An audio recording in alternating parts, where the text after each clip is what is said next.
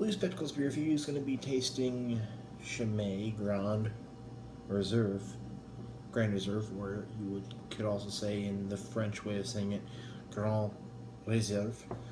Um, Basically, Chimay is, Bière de Chimay is a brewery in Belgium, which is one of the best, in my opinion, one of the best Belgian breweries in the, well, one of the best Belgian breweries that are in Belgium, I guess, if you want to say that. I've had I've had all three of them at one point or another, and I have this, and I have the red in the fridge, and I know that I did a review of this or the red back in May of 2013, and I believe I was intoxicated for that review, which is very shameful on my part. So I'm just doing this whole thing again. I had the yellow. I recently reviewed the Chimay yellow, and there's a Chimay white and a black that I know of. So hopefully I can try those at some point. I've had this quite a few times. This blue one, this Grand Reserve, and I really liked it in the past. It's because it's a 96 on Average. The Bros give it a 90, and it is 9% alcohol. It's a Trappist ale, of course. It says to put it in a oversized wine glass or a chalice, but I'm gonna kind of be against the grain and use my IPA glass, which I love it for IPA. So I'm gonna see what this glass can do for a Trappist ale, which I've never put a Trappist ale in that glass before, so we'll see.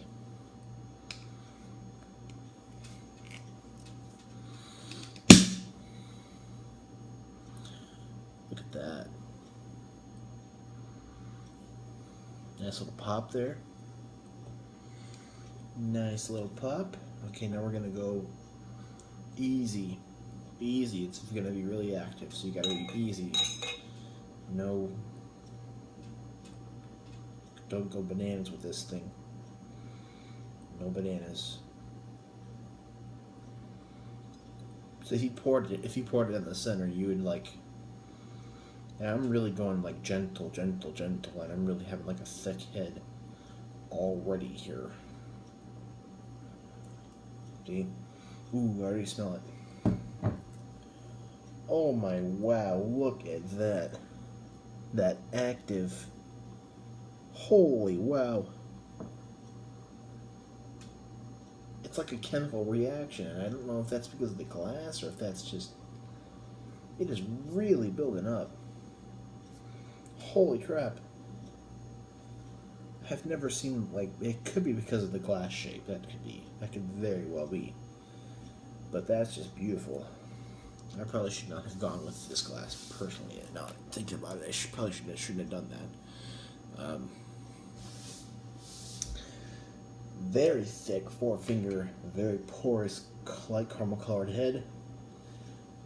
Different kind of sizes of bubbles, but it's really just kind of porous and almost like bread, as if you were to cut open bread, or if you were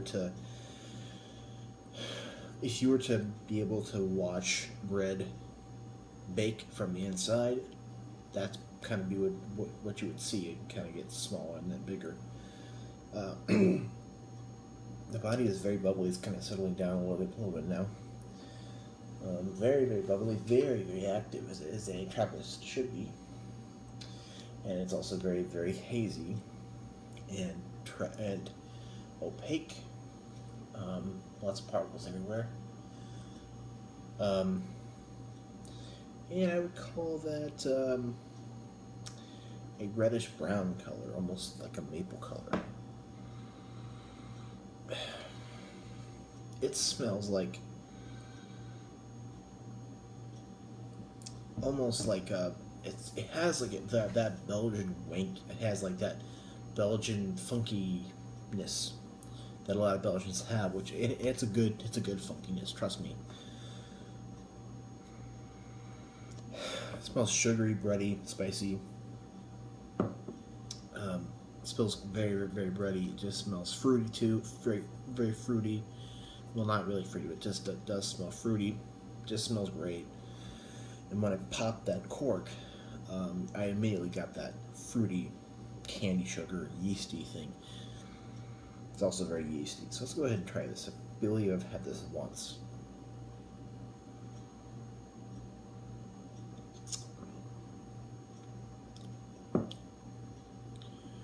Yeah.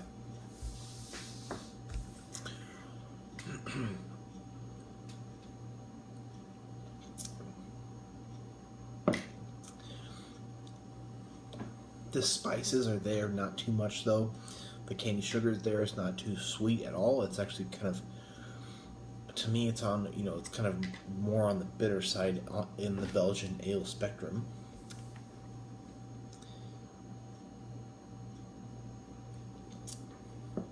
You get like a candy sugary yeasty bready thing, and then you get some bitter hoppiness coming through.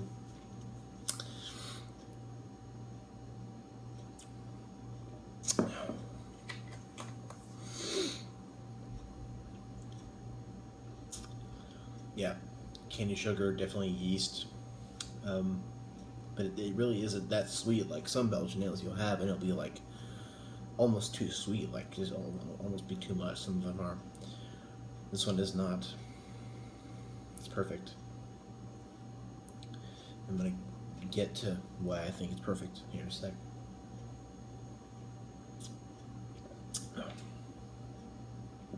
Yeah, there's no spiciness coming in. Not really any fruit on the palate at all. Like, and then there's hops that kind of give it a nice backbone. What a delicious beer we have here. I think, in my opinion, it's quite nice.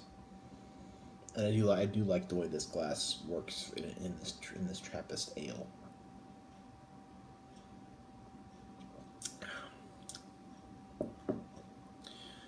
The mouthfeel is medium, prickly, not sticky, not drinkable. Well, it's not really drinkable, I mean, it's drinkable for a Belgian Trappist ale, but it's not drinkable, nor is it refreshing. It's supposed to be a sipper. It's supposed to be something that you sip on and, do something else. It's supposed to be something that you think about. It's complex. It's supposed to be something that you drink and think about. So, I think it's an A+. I think it just really is fantastic. If you like Belgian ales, I think this is everything that is Chimay. I think you should at least try to have. If you don't know if you like Belgian ales, I would say try Hoegaarden, Lef, Blonde and Brown,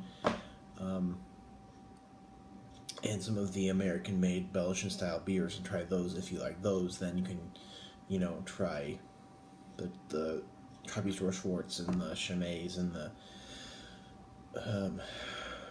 La Trappe and all this other stuff. So in my opinion, it's an A+. It's delicious. It just really is cohesive, and it has a nice hot backbone, and it's not too sweet. It's not, it's just really is nice. It has enough flavor, and it's bold, and I like it. So, in my opinion, I paid $15.99 for this, which is expensive for a bomber. It's not cheap, but you're getting a lot of beer, and you're getting a lot of good beer. So, I mean, yeah, you might want to ask for, to pay only $12 for this bottle, but I'll pay $3 more to have a really good beer like this. So I'll pay $16 for this. I will, because it's an A+ beer to me. So yeah, it's not cheap, but given how good it is, I think this beer is definitely worth your money and your time and your palate.